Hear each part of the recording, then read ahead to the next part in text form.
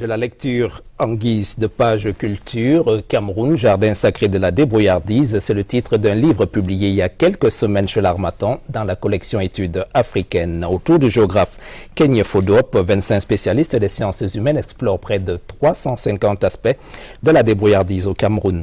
Dans cet ouvrage collectif de près de 500 pages, les analyses des auteurs révèlent un phénomène enraciné au Cameroun, Serge. Cameroun, jardin sacré de la débrouillardise est notre livre de la semaine, une lecture de Elvis Mbimba.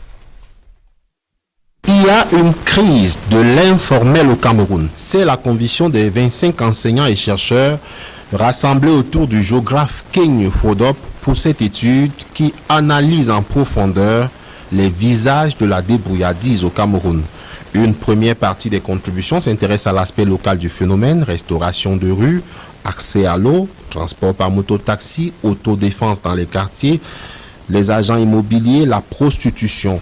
Au plan national, les contributeurs ciblent les détourneurs de patients dans les hôpitaux, la piraterie numérique des jeunes, les intermédiaires qui font avancer les dossiers dans les administrations publiques, les répétitions à domicile, le parajournalisme, la fémania et la vente des livres d'occasion, entre autres.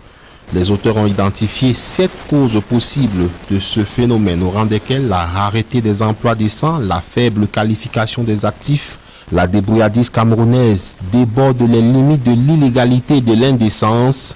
La débrouille au Cameroun est une activité dominante et majoritaire. Elle occupe 2 citadins sur 3, s'impose aussi en zone rurale comme en ville, touche tous les domaines de la vie socio-économique et politique.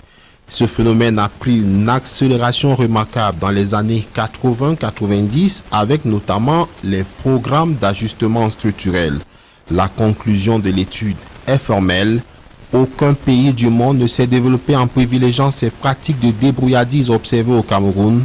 Le Cameroun doit passer d'une économie de survie à une économie de production et de développement s'il veut réaliser son objectif d'atteinte de l'émergence en 2030.